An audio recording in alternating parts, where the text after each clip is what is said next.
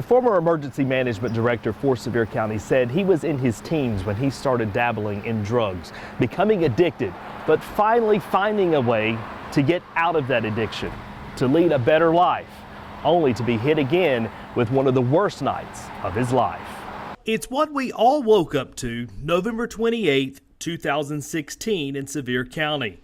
Smoke and ash. By evening, this is the kind of stuff that's blowing around out the here. fears of that night began to set in as hurricane-force winds moved in.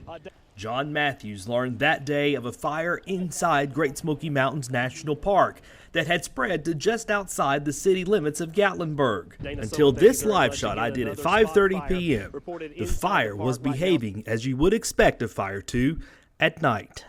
Presenting normal signs of a fire that's in the evening and kind of the damp in the air is sort of coming in, and most fires like to go a little bit dormant at night. The courage to face the challenges ahead comes from challenges in John's childhood. Not long after becoming a teenager, Matthews found drugs as an escape. It was like something you never felt before, and once you cross that line and enjoy it, it's hard to ever look back.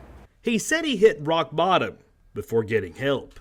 And then you spend your every waking moment and every last dollar on it. There's not anything that matters but that. The desire for a better life. He hit the books. But I was really just trying to climb myself out of this hole that I put myself in, and got a late start to life. Most 20-year-olds, didn't start out where I did. So John, you talk about overcoming addiction, you talk about going back to school, you've learned your trade, how to be an EMA director, you're in the role. You've trained for all of these things. You mentioned how Sevier County has hundreds of wildfires a year. Were we ready for the big one in 2016? There is no doubt in my mind that every man and woman in that command post did everything they could that night. And we did everything we could that night.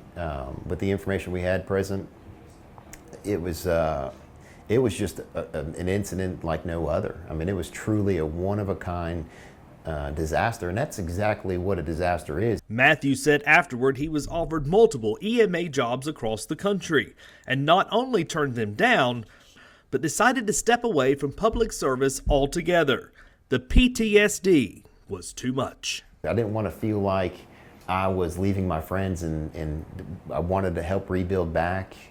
We were in early recovery, starting a long-term recovery team. Mountain Tough just kind of got ramped up. So John, the title of the book, Wisdom at a Cost. Where does the wisdom come from, and what's the cost? These things are lessons in life, and they do come at a cost.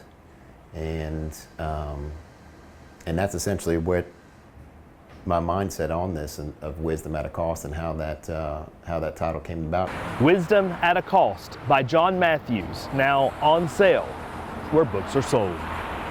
In Sevier County, Kyle Granger, WVLT News.